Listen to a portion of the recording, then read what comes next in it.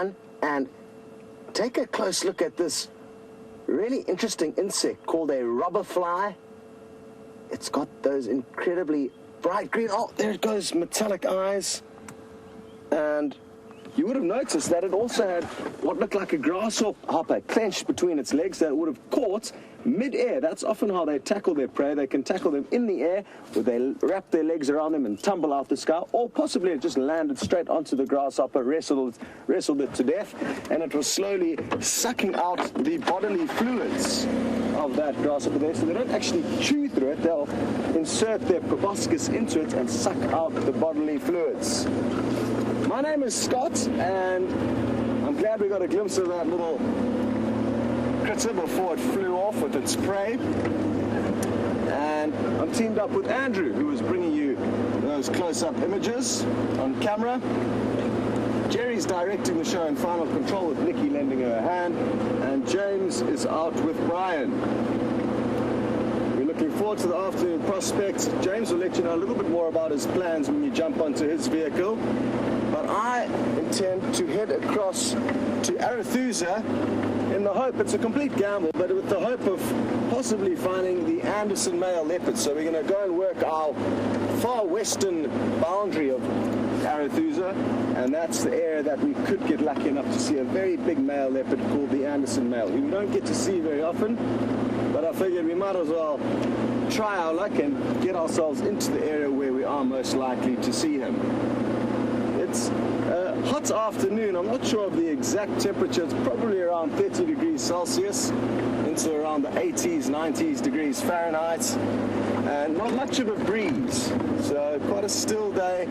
The bush is quite sleepy at the moment due to this hot weather, and there hasn't been too much birdsong or too much to see yet. A few little clouds dotted in the sky there that'll give us intermittent relief from the sun.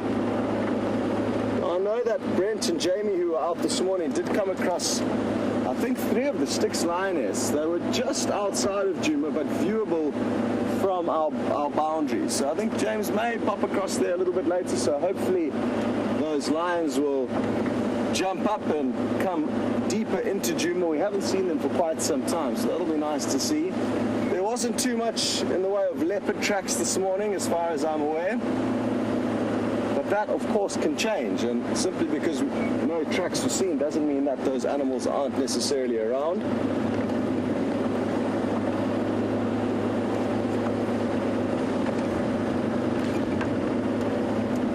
Now, one thing I forgot to mention, and it's hugely important, especially for the first-time viewers who may have stumbled upon these live safaris, we love to hear from you and to send questions, comments, let us know how you're feeling. It's very simple. All you have to do is hashtag SafariLIVE on Twitter, or send an email through to questions@wildearth.tv. So please let us know if you are watching for the first time, and where about in the world you may be watching. It's always wonderful to get an idea.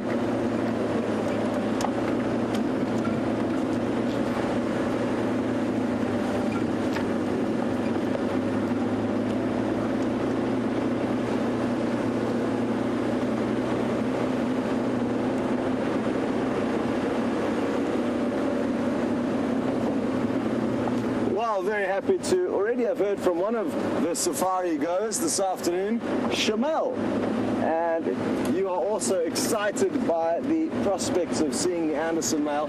I've only seen him twice, and I think Brent may have seen him once, so we haven't seen him very many times, and he's an incredibly spectacular specimen. He's very big, and he's got a serious reputation, so it'll be wonderful to be able to get to spend a little bit more time with him. Interestingly, I've been chatting with some of the other guides who get to see him more frequently than we do, and they say he's a little bit timid, not as relaxed as Tingana, the dominant male leopard that we now see more often than any other. And they actually often limit the sighting to a 2-vehicle sighting. As soon as there's a 3rd vehicle, he tends to try and slink off, and he's not quite himself. So that's something quite interesting that I actually didn't know. So they will occasionally limit the sightings to only 2 vehicles as opposed to the regular 3. But I'm sure over time, like with most of the animals, gentle habituation, slowly reassuring these animals that all we want to do is watch them, will hopefully cause them to become a little bit more relaxed. And if it doesn't, well, you know, it also just emphasizes the fact that just like humans, all animals have got their own different personalities, their own different traits. They're also allowed to be in a bad mood one day, in a better mood on the next. So something very important to remember when ever thinking about these wild animals or asking questions about them. We too are wild animals. We've just kind of, I guess, domesticated ourselves a little bit. But we too are animals, and just like the wild animals that roam the entire planet, not just Africa, each will be slightly different to the next. I guess a great example for some of the viewers who've been following from earlier last year would be the differences between Kunyuma and Quarantine. Two brothers, two leopards, both born to the same mother, exposed to, in all likelihood, just about all the same human interactions as they grew up. Yet the one young boy, old Kunyuma, had a tendency to snarl at the vehicles from time to time, and he also had kind of similar tendencies to what the Anderson male seems to have, and that is that as you may find them, they will try and slink off and try and lose you in the bush, just for a minute or two. I mean, nothing serious. They're not like running for their lives, but they will try and throw you off temporarily before moving on. I've just found a spot on the road here where it looks like a hyena's been sleeping, so I just want to take a closer look here.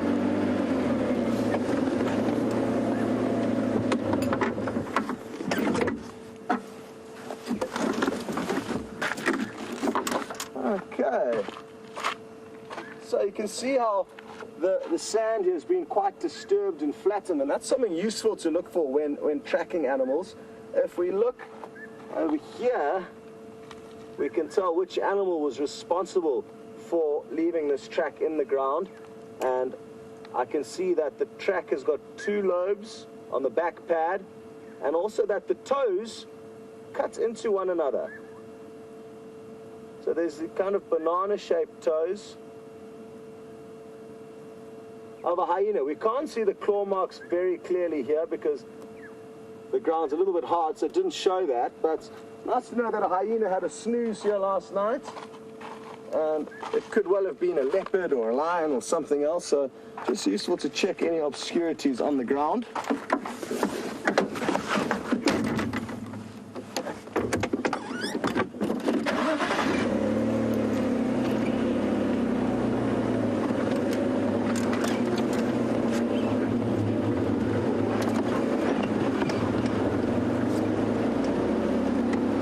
Well, we're going to continue on in a westerly direction across to Arathusa, and while we do that, you guys are about to head in the opposite direction. You're going to be heading back east to James, who's currently at a waterhole.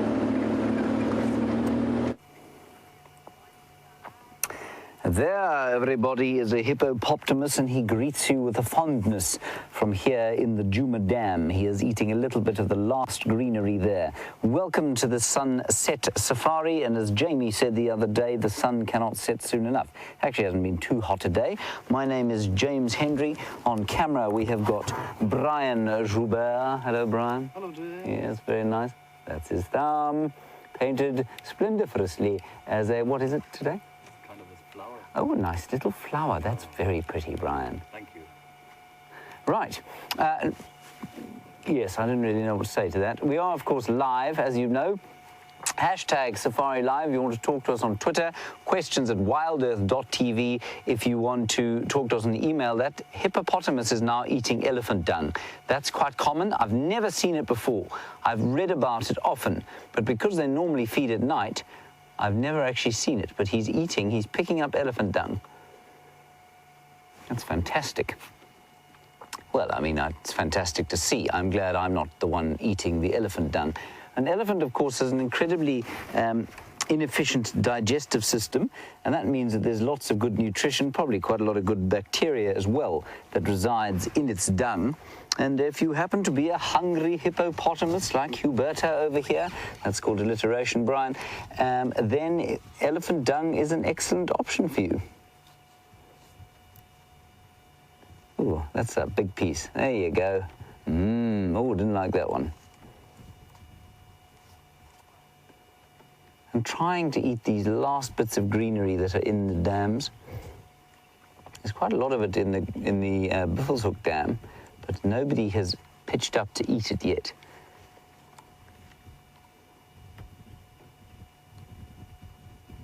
Foaming at the mouth. And I think that's just from the constant movement of the jaws. Looks totally unwieldy, doesn't it? Good grief. Oh, thank you, Brian. Oh, excuse me, everybody. Hashtag SafariLIVE, bless you. I'm okay now.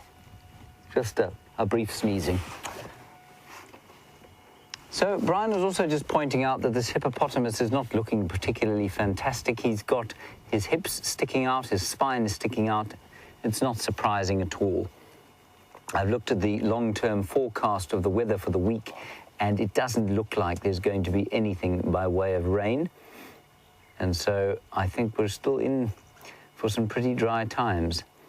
And apparently the Kruger Park is looking fairly horrendous if you're making good and bad judgments on these things. But it's looking very dry indeed. And I did see a picture the other day posted of a hippopotamus that had died as a result of the fact that it could not get to water in time. Anyway, I'm afraid we need to gird our loins for that sort of thing, because it's going to get pretty rough out here.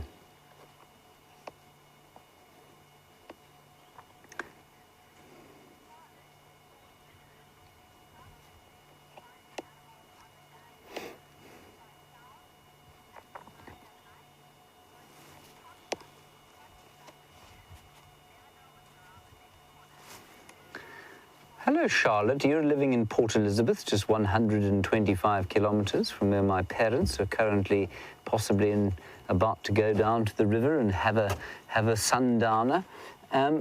Charlotte, you want to know how it is that the zoomies find the animals. Well, I think what they do, you want to know if it's infrared or if it's a sound, infrared at night. Charlotte, basically, yes, there is infrared at night. That does happen, absolutely. But I think it's just moving the camera about until you spot something and then zooming in. So the easiest thing to do would be to zoom all the way out, pan the camera around from side to side until you see something, and then zoom in on it. You can sort of find direction from the sound. There are two microphones, so it does give a stereo feed, a left and right feed. So yeah, you could possibly find animals from the sound, but perhaps let's put that out to any zoomies that are watching. You let us know how you find animals. I sat in the final control for quite a long time today during the sort of heat of the day, and I watched some wonderful stuff going on at the dam. There were warthogs and buffalo and elephants and this hippo around. So it was very entertaining, and the zoomie did a fantastic job of panning to and from. And it's not easy, of course, because it is slightly delayed. The movement of the camera is definitely slightly delayed. So while you're seeing it in just about live time, the movement of the camera is probably about 10 to 20 seconds behind so the movement of the actual zoomie. Right, let's move on. We are going to go and see if we can see those lions, I think. Oh, there's a nice piece of greenery, totally rejected. That's interesting. So even this hippo, with its great big fat mouth, is being very selective about what it eats. Oxpecker's enjoying quite a good time there with him. So let's just sit here for a little bit longer.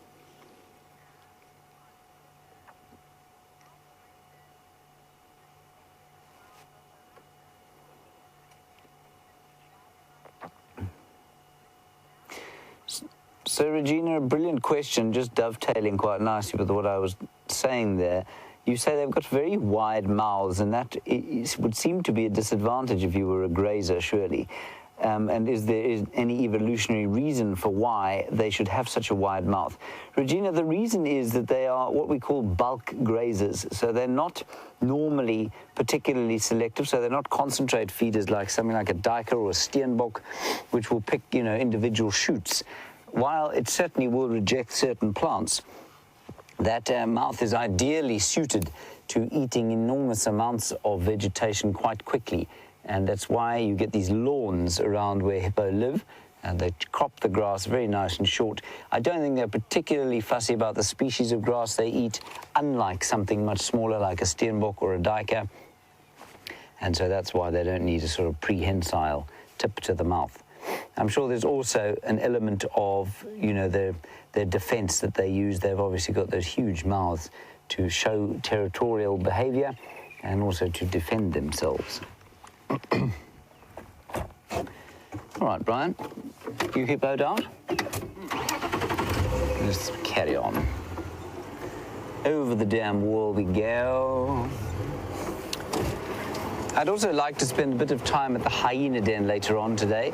I don't want to go there too late because it seems to me that sort of 20 minutes before dark, the adults go away and then the youngsters move out. And so I'd like to go there probably around 6 o'clock. We'll see what happens there. I still haven't seen the two little ones there, which is very distressing to my person. Just the 2D November, but the 2 Jans I have yet to see.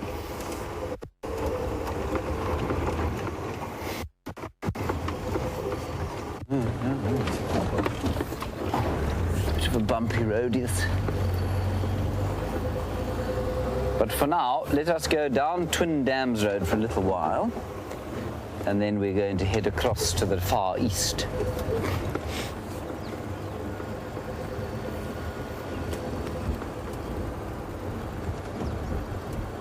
Hello, Donna. Apparently there was a hyena this morning with a cut on its neck, and you're concerned about it.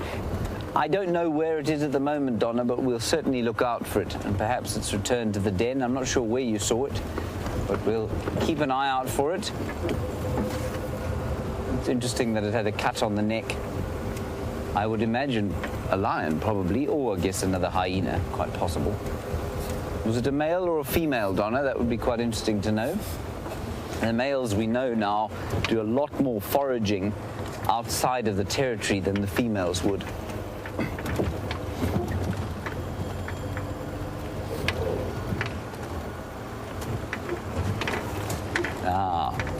So I believe it was at the den first and then at the Gallagher Pan.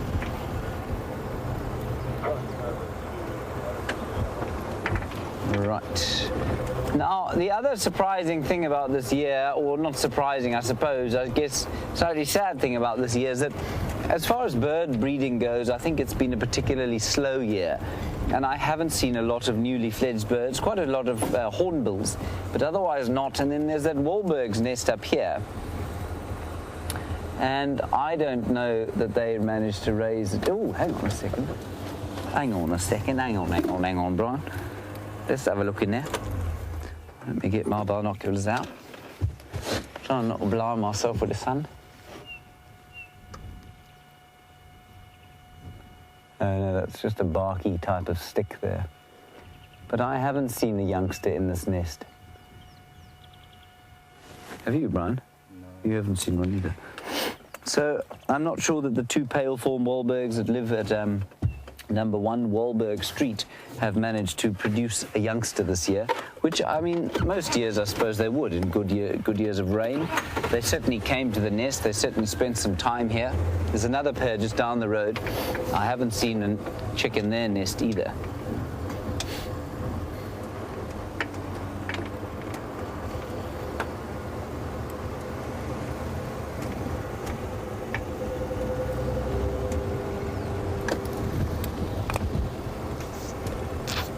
You can see the very, very pale sky, and when I came out of the final control earlier today at about, what time would it have been? Probably about 1:30. The sky was almost white, There was no, and I actually thought it was clouding over until I saw that I was casting a shadow. And it was just pale, pale, pale white with a very slight tinge of blue. There's no moisture in the air at all.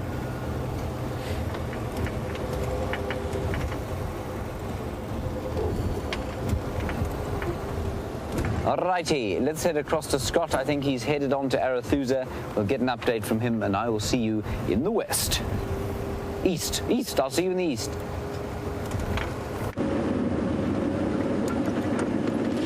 So here we are on the kind of western edge of Djuma, about to cross over onto Arethusa. For those of you who may be new, we get to traverse two different portions or lodges, properties here in the Sabi Sands, one called Djuma and the other one called Arethusa. And even though we as humans may have boundaries to abide to, the animals don't, and that's something that's very important to remember. This is a massive, massive ecosystem where animals have free reign over 3.9 million hectares. As Jamie said the other day, a good way of kind of making that a little bit more of a tangible figure is it's basically 4 million football fields all stacked up together with Africa's wild game roaming as they please throughout. So in this portion of the area of our traverse, we could bump into a female leopard called Shadow. And just trying to keep you guys updated on in terms of the leopard's territories, how they kind of work and who we could bump into leopard-wise, as we are hoping to hunt down the Anderson male, a big male leopard who occurs right to the west of our area of traverse. How it works with leopards is that usually a dominant male will have, in this area of Africa at least, will have about 4 or 5 females within his very large territory. So like I said, he'll have a large territory of anywhere between about 5,000–6,000 hectares, roughly, and he may have about 4 or 5 females, each with about 1,000, just over 1,000 hectares for their territory within his. And it's the females that compete with one another for their territories and the males that compete between one another for theirs. No different to lions, between the males and also the prides of lioness.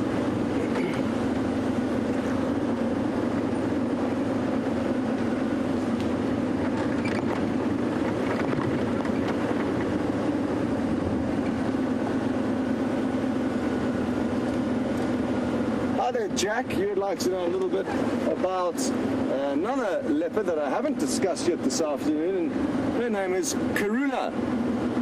And hopefully, Jack, we are going to get to see her soon, but we're not going to be able to go into that den site just yet. So for those of you who are new, again, an important update. This female leopard that we are talking about, we've got confirmed viewings of at least one tiny little fluff ball of a cub, and that was by Brent on Monday. Oh, just jammed to a break there because I've found the leopard tracks of the daughter of the leopard we're talking about now, Shadow, I just mentioned earlier. And I'm just going to pull over here in order to show you. There we go. You can see the toe marks in the front coming towards us. And I'm guessing these are from last night, but what I can tell already, and Jack, I am going to get back to your question just after I've jumped out here, is that what I can tell is that these tracks are not fresh, or at least probably from sometime last night, and that's because they've been driven over. And if we look here, we can see only half of the track remains, whereas the other half of the track over here has been driven over. So I can just see a portion of it. So it's not from between drives, and it's all likelihood from sometime last night. But what that may mean is I'm just maybe going to snoop around you a little bit and try and work out where exactly she may have gone. Jack, back to your question regarding Karula and her cubs. Now, because we want to be as sensitive as possible and not in any way interfere or cause any concern to her, it's a stressful time raising little cubs. And it's also a very, very dangerous time for those cubs.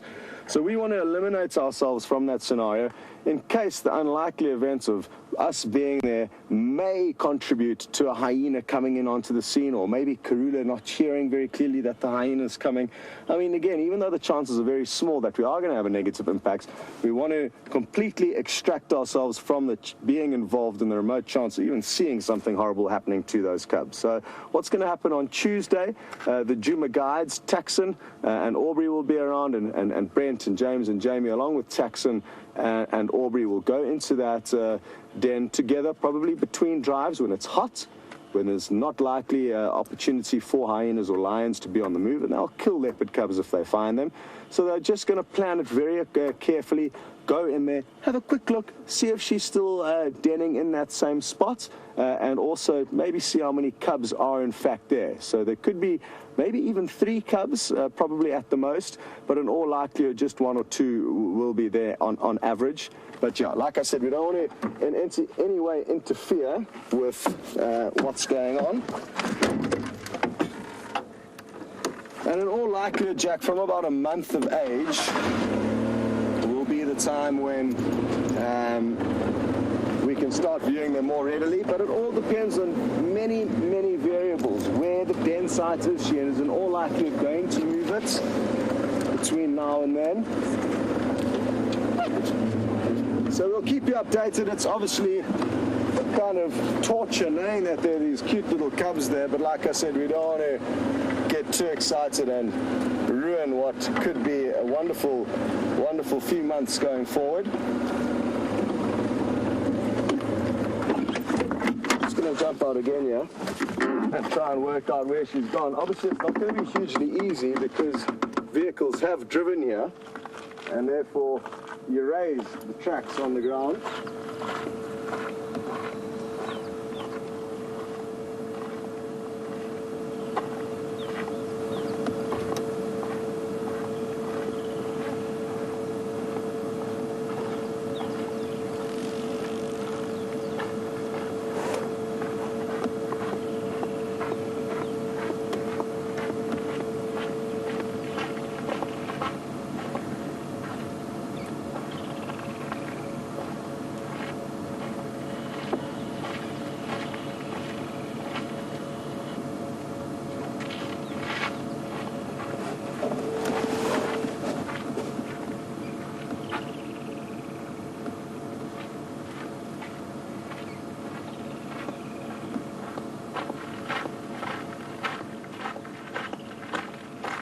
Well, no joy, sadly, but not a problem. What I'm thinking of doing is maybe continuing away from these tracks. We are going to come back in this direction a little bit later once it's cooled down. So we'll just keep in mind that she was moving in this general area sometime last night, and we're going to continue to the west with our initial goals of hopefully finding a big male leopard.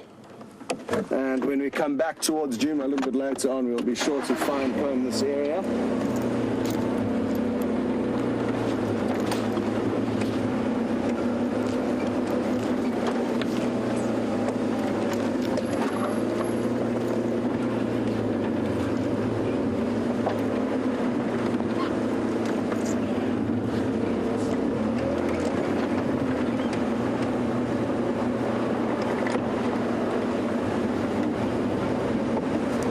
Donna in South Carolina, and on the topics of tracks, you're interested to know how a hippo's footprint will compare to that of an elephant's footprint. Well, let's just for this scenario, Donna, say that we're going to be assuming a big hippo bull versus a big elephant bull.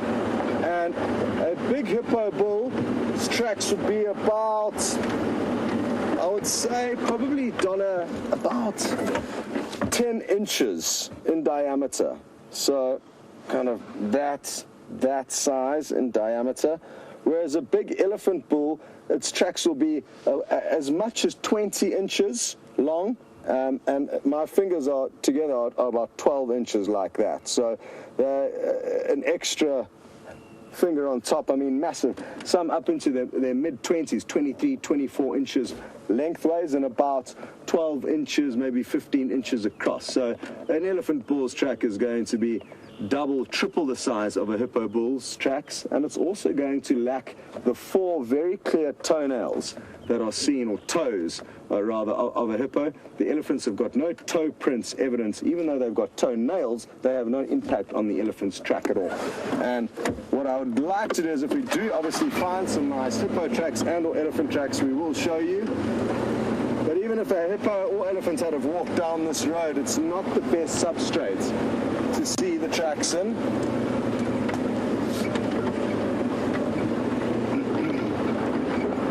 So you'll have to just wait for the right time in order to show you clearly what's going on there.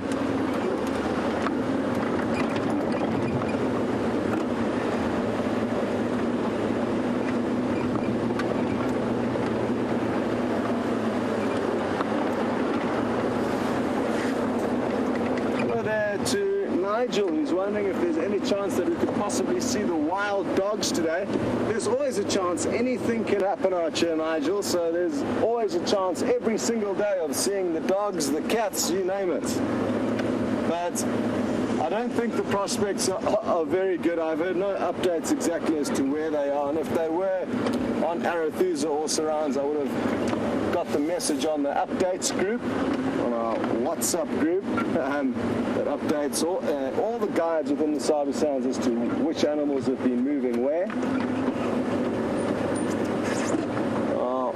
Always interesting to pop in at the little watering holes at this time of the year, because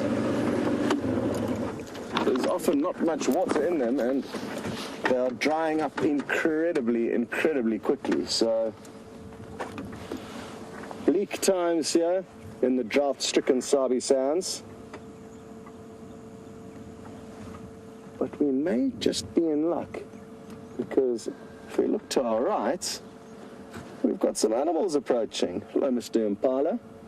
And it's going to be interesting to watch them trying to drink. Now, what can happen at this stage of a drought, because the animals are so desperate to drink, and because there's often a thick layer of mud between the water and the hard kind of ground, they may become stuck while trying to get into a suitable spot to drink, which is obviously incredibly difficult to just overlook, but it is going to mean it's an easy meal for a predator that next comes through here.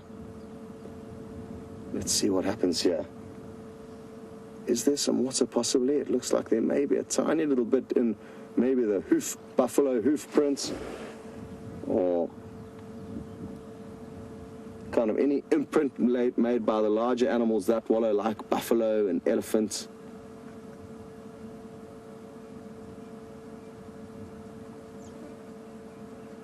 Oh, well, it's lucky for now. It looks like it can kind of reach without getting those hooves too dirty.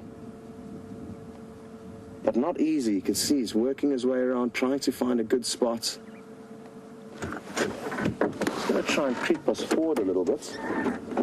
See what happens as he continues. Now, this may spook him ever so slightly, but no, I think we're in luck.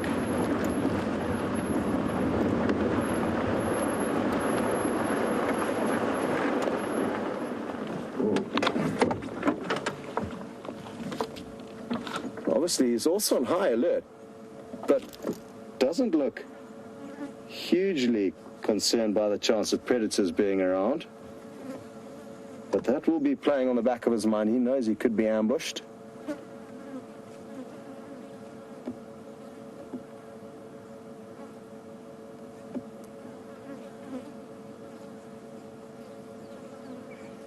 Hello, boy.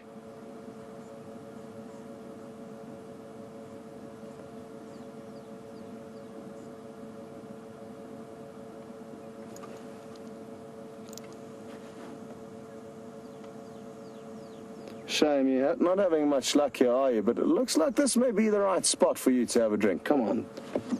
Yes, this is looking much better. Maybe it's the smell of the water. It could be quite rancid that's putting him off.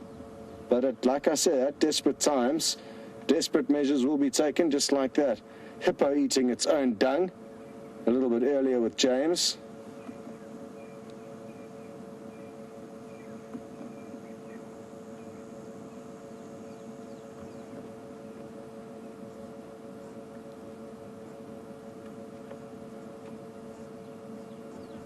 Interesting. I caught the wrong end of that message. But either way, the hippo wasn't eating his own dung, but eating the dung of elephant and buffalo is not hugely different, to be honest. Their dung comes out quite similar to one another.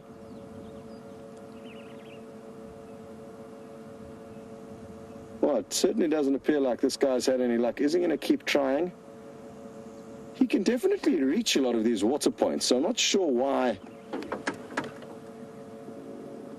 he's not having any luck. What's that little bird behind his head there? I'm going to get my binoculars onto it. Oh, beautiful. It's a golden-breasted bunting. Bright yellow chest, off it goes.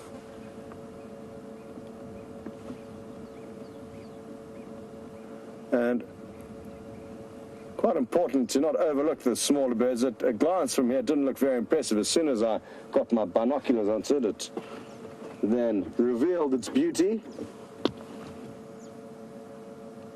Well, at least you're finding something to nibble on here, Mr. Impala. You're not finding the thirst quenching you were hoping for.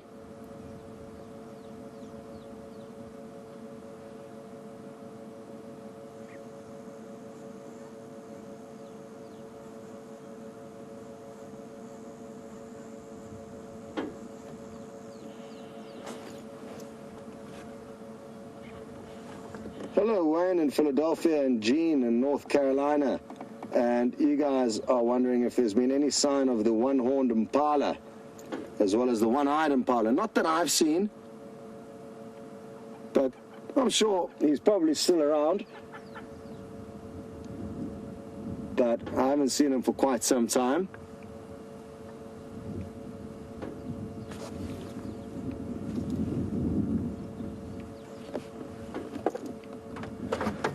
Okay, well, I think it's time to leave this impala to try and work out what to do at the waterhole here. Good luck, buddy.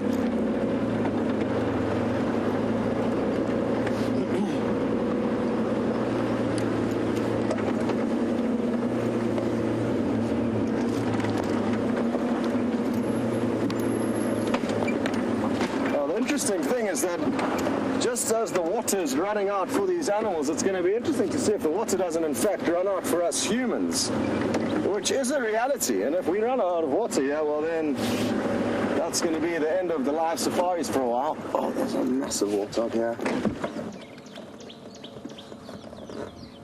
Big bull, or boar rather. You can see he's got two growths, one growing out below his eye and another one just between that growth and his tusk.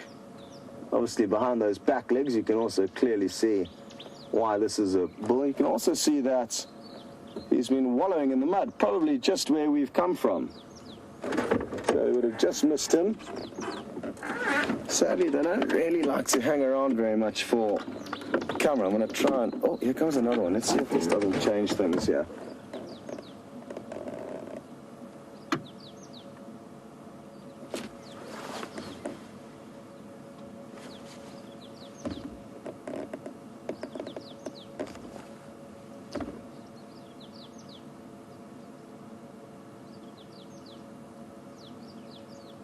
Hello, big old boy. Looks like his tusks have been broken and worn down over the ages. They don't look very, very big, and like I said, that could have been just from being worn down over time. And aren't we lucky he has evidently calmed down now, and he is on his elbows. Yes, Jerry, I can copy you loud and clear. Just letting Jerry in the final control room know that I can copy her, as our comms are sometimes intermittent.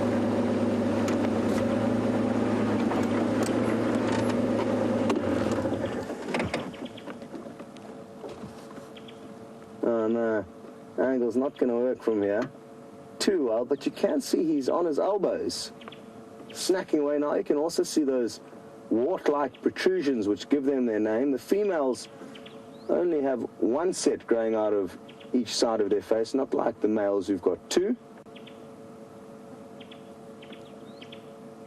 And it's very common pig behavior to forage on your elbows like that. It gives your head leverage to use that snout-like or shovel-like snout to dig up little roots and bulbs in the fresh green grassy shoots.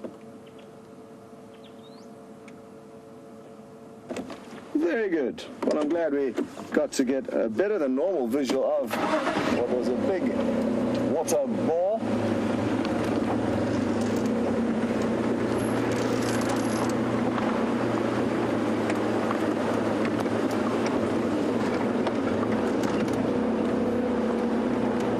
All right, we're going to send you across to James now for an update on how he's getting along, and hopefully we'll have some more updates for you when you come back.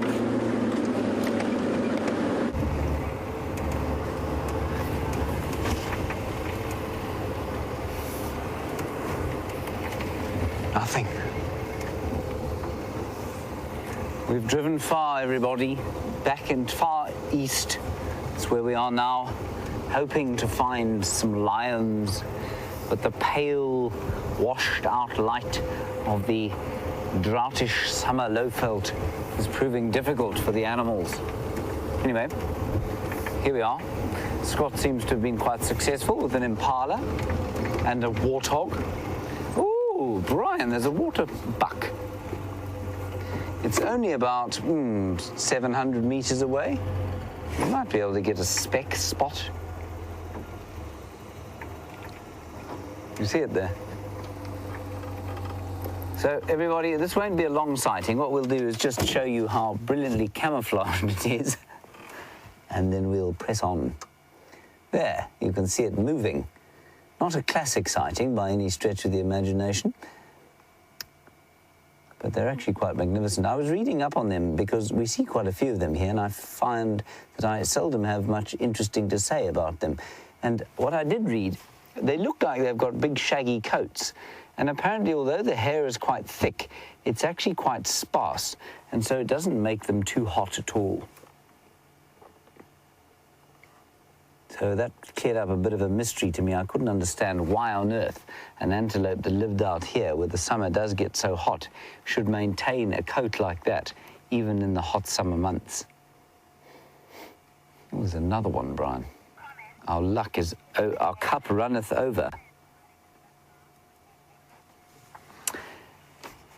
And yes, you're absolutely right, Jerry. I think the comment comes from Jerry in Final Control that there might be some lions close by to these waterbuck. Apparently, Brent this morning was looking at waterbuck, and some lions just stood up in front of him, came out of the sun in front of him. What a wonderful surprise that was. We're not too far from where that occurred this morning, and so we're hopefully going to see those lions. I suspect they won't be doing a great deal.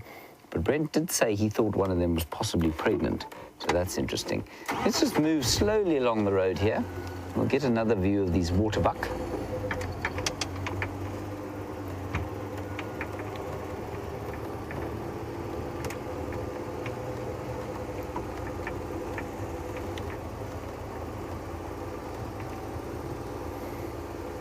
Hello, Ruth. You're in Costa Rica, and a very good question about the smaller antelope, the smaller, very selective feeding antelope that we have out here.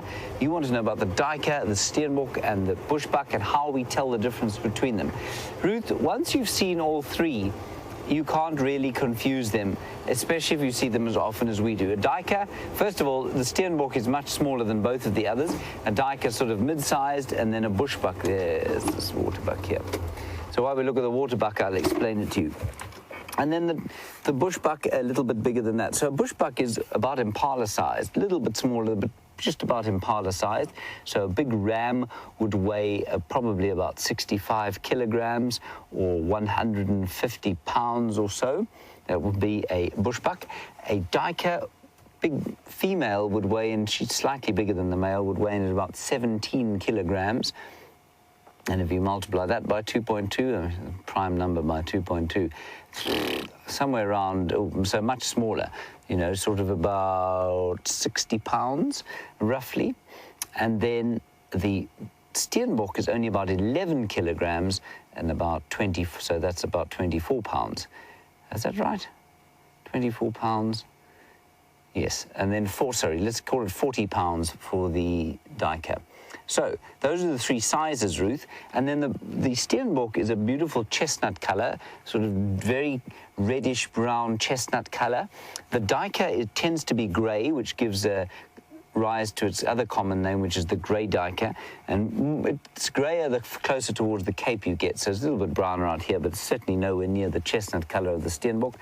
And then the bushbuck, of course, is much larger, and it's a sort of liver chestnut color, I guess, and it's got spots, bits and various spots, and it's got much bigger horns. It's part of it looks like a small nyala, basically, a mini nyala. So that's the difference there. Nice question. Thank you, Ruth. That's three of the antelope we get here. I figured out, or I didn't figure out, I counted them, that we probably have about 9 species of antelope here. So there's 4 with the waterbuck. There are kudu as well. There are nyala. There are impala. There are, what does that give us? That gives me 7. Brian, another 2. I'm missing 2. Well, I suppose we'd consider the wildebeest one. And the other is going to be very obvious when I remember it. Okay, steenbok, duiker, nyala, bushbuck, kudu, wildebeest, waterbuck.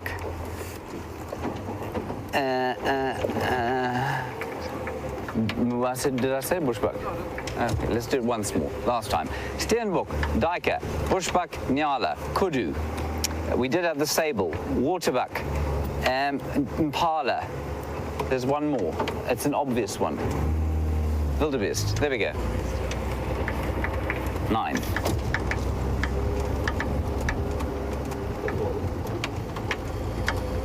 Right, so we're coming out onto the cheetah cut line, which is our eastern boundary.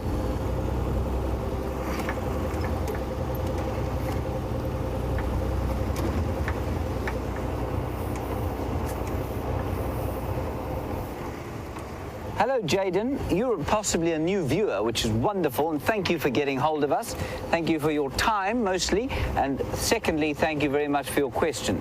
You want to know, how do I know the difference immediately on sight between a male bushbuck and a female? Well, the difference, Jaden, is actually incredibly obvious because the males all have horns. So they're very easy to notice, and the females have no horns. When they're tiny babies, it's a bit more difficult, but when they're that age, when they're adults, it's very easy indeed. So, Jaden, that's how we do it. Not particularly impressive intellectual stamina required to get that one. Thank you for your question there. So now we're on the cheetah cut line and heading down the eastern boundary, and I like to normally sit up when we're going down here to plug myself into a different plug. There we go. I can hear you now, Jerry. You'll have to repeat what you just said to me. Now, of course, I'm not blessed with great height, so I need to sit up on the chair, at least on the door. Now, Tony lives in Ireland, where I'm sure it's raining. There is a very good reason, of course, that the Ireland is emerald, and that is because we know grass enjoys water. See, it's not emerald here. Ireland is emerald because, well, there's lots of water there all the time. And Tony, you want to know why it is, or is it true, that predators will avoid waterbuck? So waterbuck have a gland underneath the skin. It's like a musky gland. No one's entirely sure why it's there. And sometimes people, I've heard it said, I've read it, that they will exude this kind of musky scent when they're alarmed, when they're afraid, and they'll run off and sort of leave the scent trail behind, and that puts the animals off their meat. Tony, I'm not convinced that predators do avoid waterbuck. I've seen a few waterbuck kills in my time. I've probably seen as many waterbuck kills as I have kudu kills, for example. And I think that predators, especially lions, will happily eat them. So will hyenas. I just think that they're not particularly common in some areas. They're quite common here, and I haven't seen a waterbuck kill here. but I don't think animals necessarily avoid them. I think maybe that gland is one way of slightly deterring predators, but apparently, I mean, if you, for example, if you were to be hunting and you hunted a waterbuck for food, you'd have to skin it very quickly before the meat got tainted. But I have eaten waterbuck steak, and it's very good. So I think it's a little bit of a myth that that predators will try and avoid waterbuck. Now, Brian, were you with Brent this morning, or was that Andrew? Okay. So the lions, I believe, are around here, just around these, in the trees here. I suspect if they're still here, we will find a vehicle or two. Ooh. I just heard some squealing like a baby bird. Oh, that's what it was. It was those grey helmet shrikes flying off there. Brian, the expert bird tracker, has tracked them, of course. So they were in this clearing here, and I think the waterbuck must have been just around here.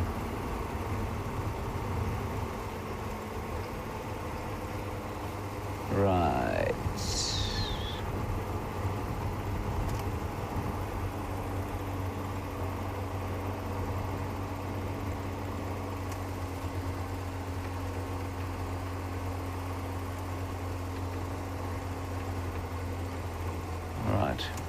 While we're knocking about here, trying to find the lions, let's go across to Scott. I don't see any vehicles here, so I'm not holding out great hope at the moment. Let's go across to Scott. He has a much larger animal to show you.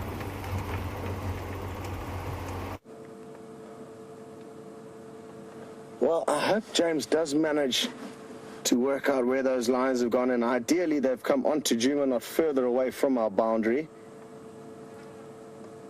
But nice that we can actually leave him to focus on that as we enjoy this elephant bull, who appears to be very casually grazing and browsing straight towards us. So hopefully he continues in this direction. It's often the best way to, you just toss that branch out the way.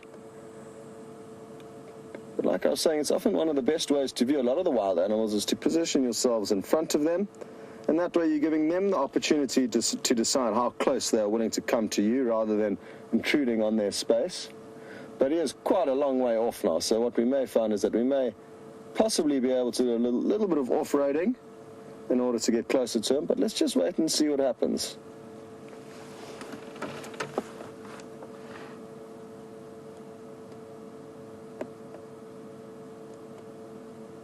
You'll notice he's flapping his ears fairly readily, and that's not to so much fan his body, but it's more to cool the veins and arteries that run through those ears like hose pipes, massive arteries and veins, and that is the way the elephants can keep cool during the heat of the day when they are often feeding and most of the other animals are relaxing.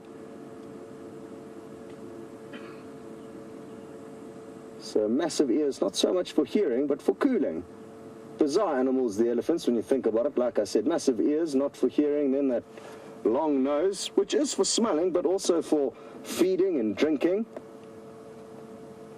One of the most kind of useful noses on the planet, I think, in terms of how many different uses it can be utilized for.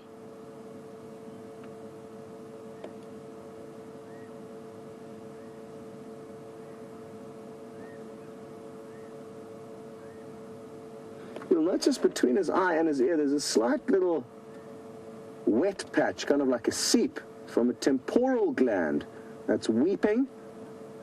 And these are emotional indicators for elephants.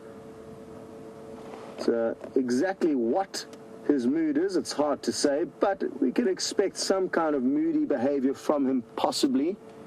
Maybe he's in must. I did check between his legs and didn't notice any moisture between his back legs, which is often indicative of an elephant bull being in must. But just a useful indicator to keep an eye on.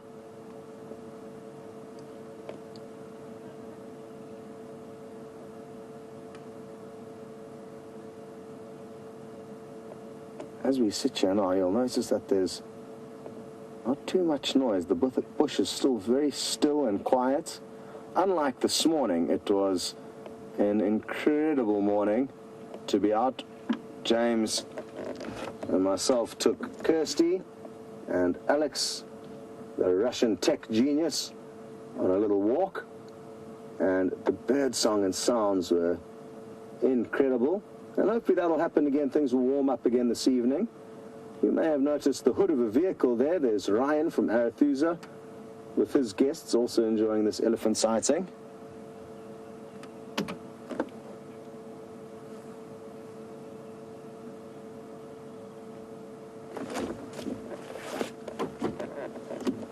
Great, well, he's heading into an impenetrably thick area there, you can see, so let's leave him to his own devices.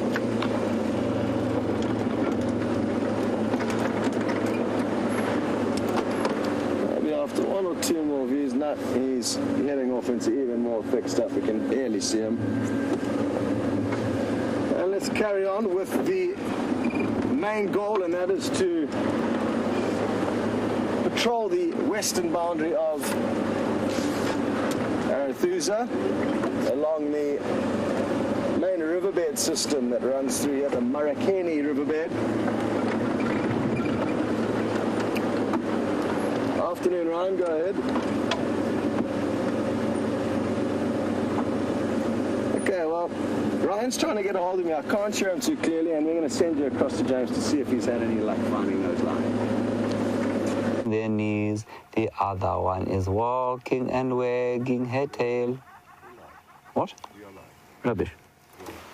Oh my goodness. Hello everybody. My little plug came out, and I was singing a silly song to the warthogs. That is so embarrassing. Here we are with 3 warthogs. Can we start that again, everybody? I'm going to pretend that we've just gone live right now.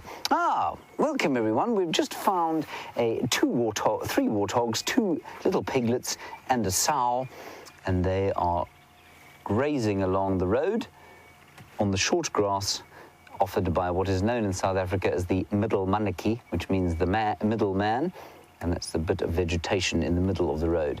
Now, I've seen these chaps before in exactly the same place, just around that rock there, coming from the other side. They were immediately confiding, and that was about 4 weeks ago. They haven't grown an enormous amount. Brian, was I with you, or was I with someone else?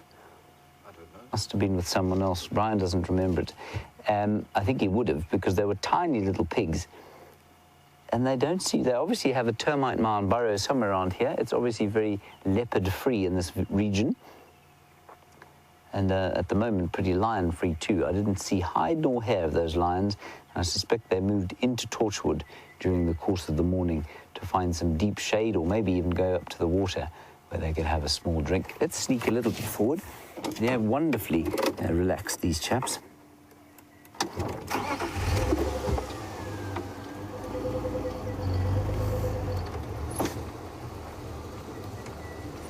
Hello, Sarah in Tucson. A very nice opportunity your question has offered to just explain a bit about the Sabi Sands. You say, who makes all the roads in the Sabi Sands, or who made them all? The answer is the landowners made all of the roads in the Sabi Sands, Sarah. And of course, there are lots of different landowners here. This particular one is owned by a chap called Yuri Mulman. And Yuri's family, I think, put these roads in many years ago.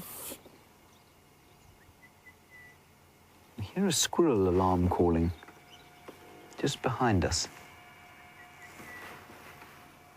It's not a very angry alarm call, though. Although, we'll just keep listening while we look at the warthogs.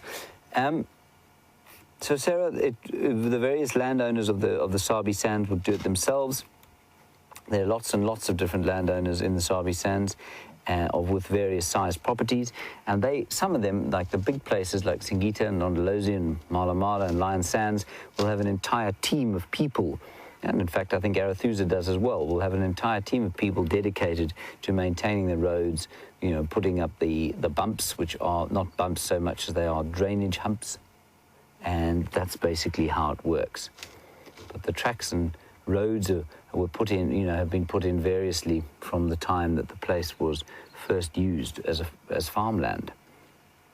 Many roads are relocated as we become more aware of the geology of the area, and some of the roads, even on Juma, will eventually be moved because they go across areas that are, they're natural sinks or seep lines, which isn't great.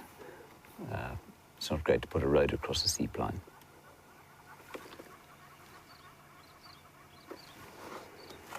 Beautiful little warthog. I'm amazed they've lasted this long, About 6 weeks, I think.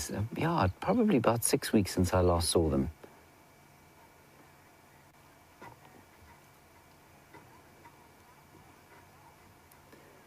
Hello, Sir Richard on Twitter. You want to know what my song was about. You said it was a cool song. I think it was a ridiculous song. It was about the warthogs. I don't know where it came from. It just kind of, I was singing a ridiculous song while I waited to see if Jerry wanted to link. She then spoke to me, but I was unplugged, so I didn't hear. Whoops. So I'm sorry you had to be subjected to that level of silliness on a serious Saturday afternoon.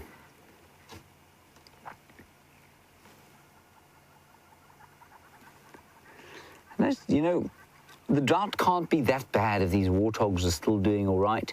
Warthogs are supposed to be the first species that has trouble with drought. They're the guys that really seem to struggle. They can't migrate big distances to water. So the drought is obviously not particularly severe yet. Let's go a little bit forward.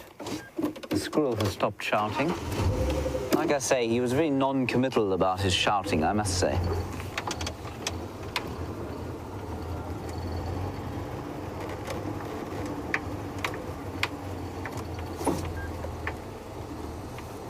Oh, look at that.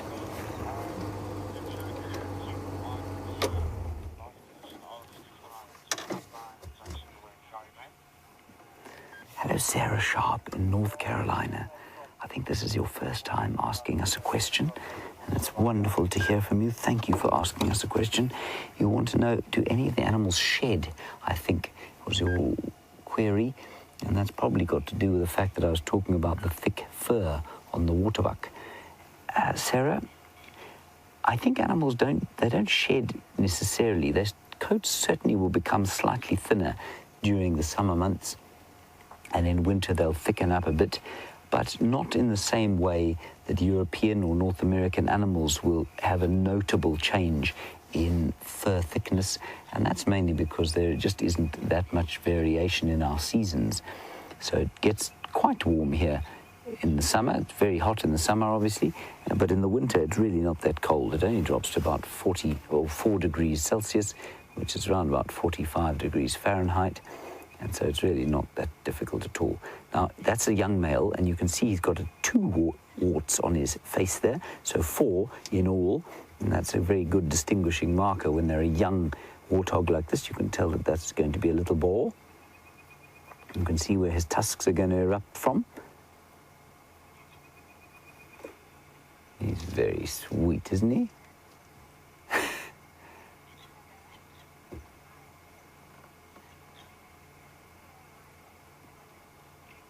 Ooh, that's a wonderful shot of the bottom tusk there. Now, if you are ever set upon by a warthog, in fact, any pig, that bottom tusk is what you've got to watch out for, not the top one. The top one is not sharp, but look at the sharpness of that bottom canine there. And every time she closes her jaws, it occludes up against the top one, and there's a razor sharp edge on that tusk. Now, Mim, you're in Canada, and just hang on 1 second.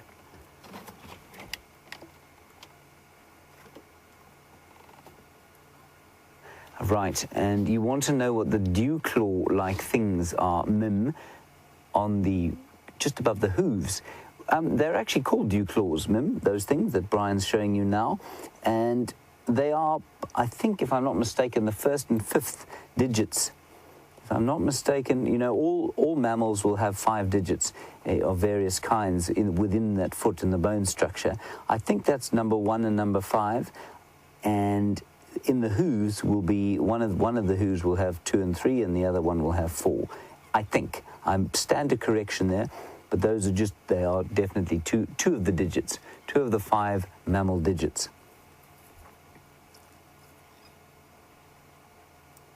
And there they go. Seems like an appropriate time to press on. Even a horse has got 5 digits within its one hoof. I think they're called, what do they call them? Metacarpals, Brian. They're hand bones. I think they're called the metacarpals. Or carpals or something like that. Even a bat. If you look at a bat's wings, they've got 5 digits. And I mean, so the carpals are just extended. And from them hang the membrane that forms the bat's wings. I'm always amazed, and I love looking at different mammals and looking at their structure and seeing where the equivalent bone on a human being is.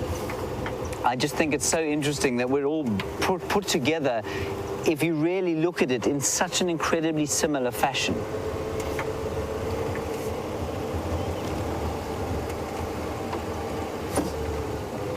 Now, there are 2 birds up there, Brian, which we might be able to get with the super zoom.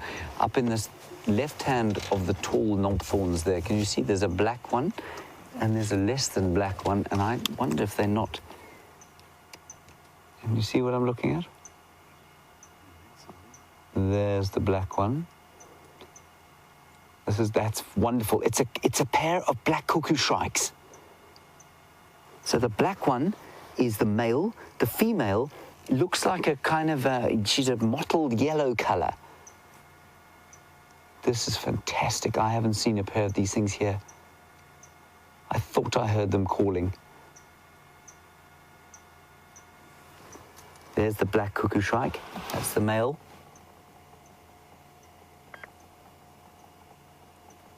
That's wonderful. Let me retrieve my book immediately so that I might show you a picture of what I mean.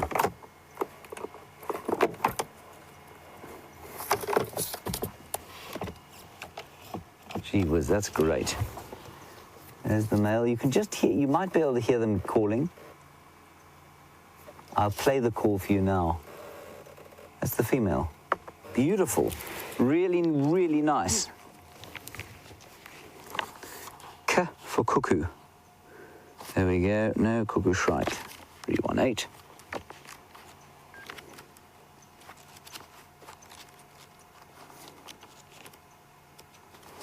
Now, that's what we were looking at, everyone. Those 2 birds there.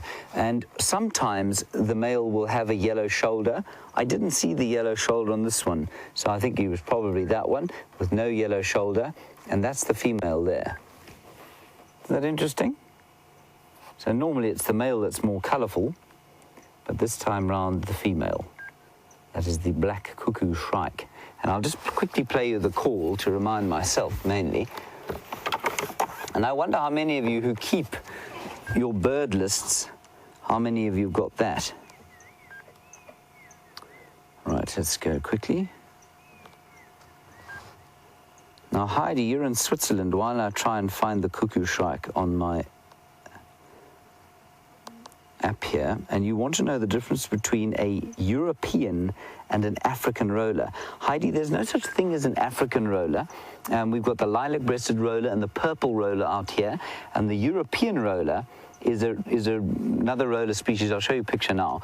And they go back to Europe during our winter time, their summertime, and they don't breed here. I'm just going to play the sound of the black cuckoo shrike. There, he's just called. There.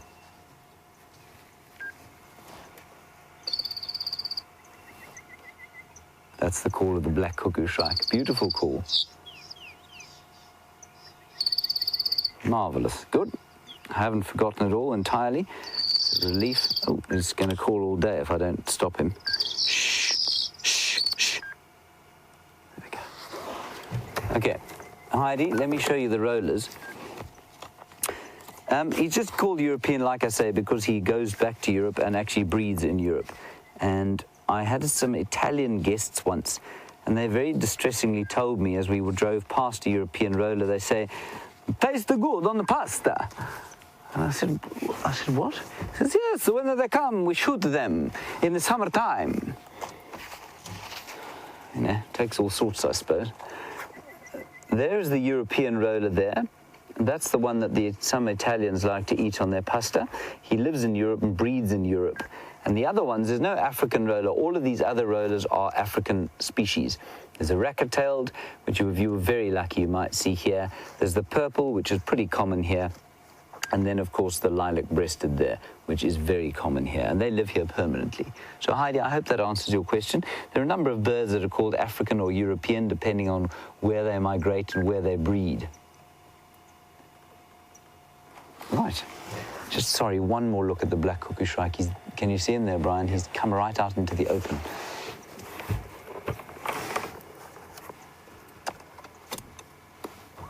There he is. And there's his lady behind him. Oh, as he flies. Oh, beautiful. Look at that. And Gerda, I was hoping somebody would send through an update about this not being on their list yet. You say this is number 134 for your list. That's fantastic.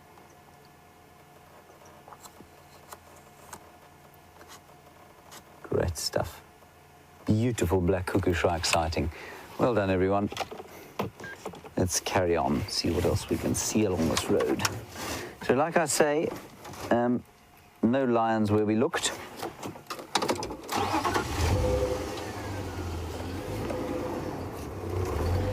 Right, while we're on the subject of sort of ornithology and driving along looking at a yellow bird, it's exactly the kind of thought I had. Tim, you're in Arkansas and you want to know where are the yellow weavers? Why haven't we been seeing them? The southern masked weaver, the lesser masked weaver, the village weaver. I think it's purely the lack of water. They tend to like to nest near water or over water. And I think what you'll find is that because there's no water in any of the watering holes, they're just simply not nesting this year. And I haven't even seen them flying around. So I wonder if the males haven't kind of lost their or their summer plumage already and pressed on, and they're just kind of not going to breed this year. But that's why we haven't seen a lot of them, Tim. Good question.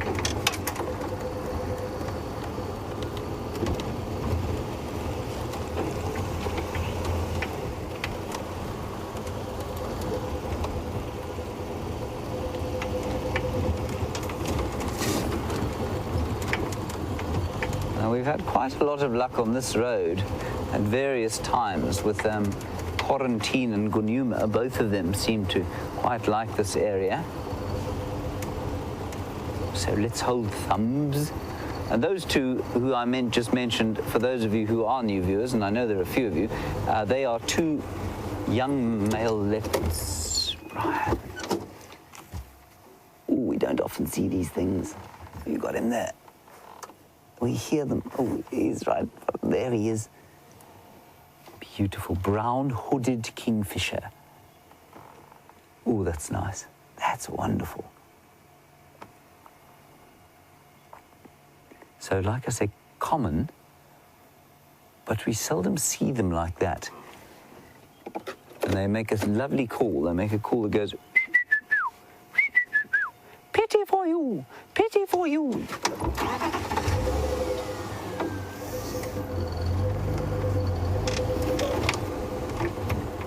That is the brown hooded kingfisher.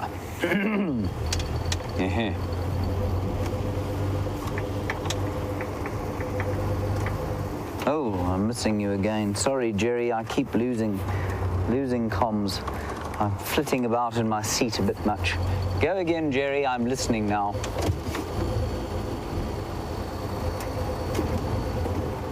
All right, let's head across to Scott Dyson. He's on Arethusa, Terra Incognito to the west, and I'll see you shortly.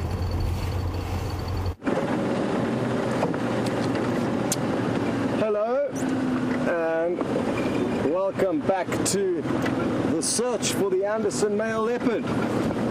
So far, no sign of him. I've just spent a short time on foot walking in some riverbed where I've actually seen him before. I saw him for the first time.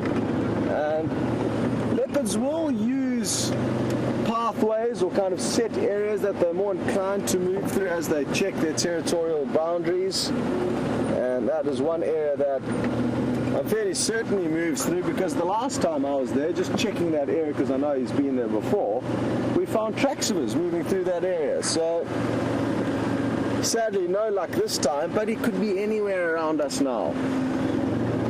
And the beauty of searching the boundaries, or kind of buffer zones between leopards' territories, is that you could bump into either him or Tingana, the other dominant male whose buffer is here, or both, ideally having a bit of a debate over land.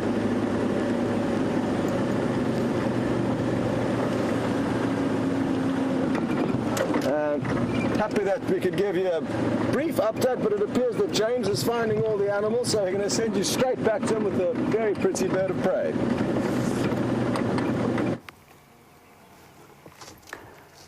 Is that not just the most beautiful sight, everybody? A pair of Battalier eagles. Mrs. on the right, if I'm not mistaken. I think I am mistaken, actually. I can never remember this. Stand by 1 second, I'll just consult my book.